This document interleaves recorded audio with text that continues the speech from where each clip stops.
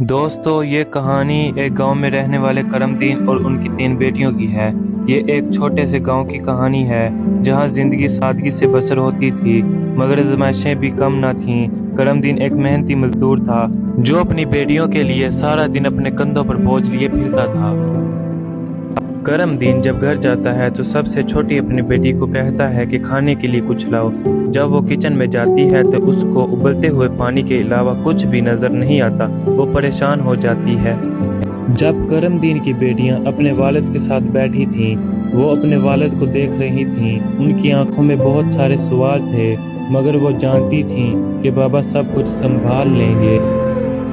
नन्ही फिजा, बाबा क्या आज की तरह कल भी कुछ खाने को ना मिलेगा?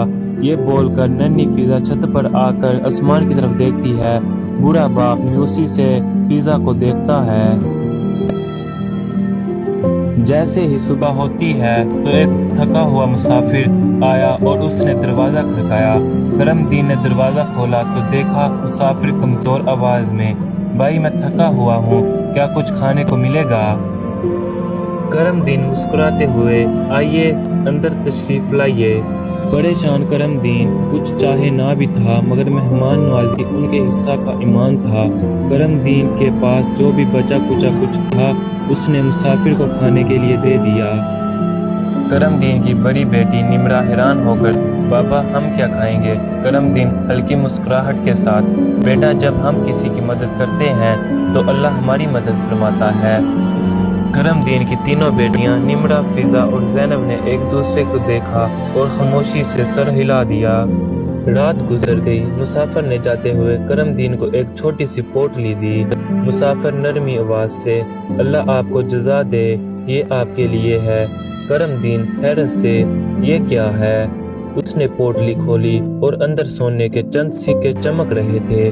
बेटियों ने हैरत से आंखें फैला दी। ज़ैनब खुश होकर, बाबा अल्लाह ने हमें दिया। करमदीन आंखों में आंसू लिए, बेटा यही तो अल्लाह की रहमत है। करमदीन ने इतनी दौलत देकर अपनी बेटियों को कहा कि अल्लाह ने हमारी मदद की, हम दूसरे जरूरतमंदों की भी मदद करेंगे। फिजा मुस्कुराते हुए, बाबा हमने अपनी खुशी बांटी तो खुशी और बढ़ जाएगी।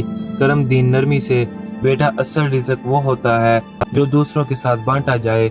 गांव वाले खुश थे और अल्लाह के करम पर सबके दिल शुक्रगुजार थे।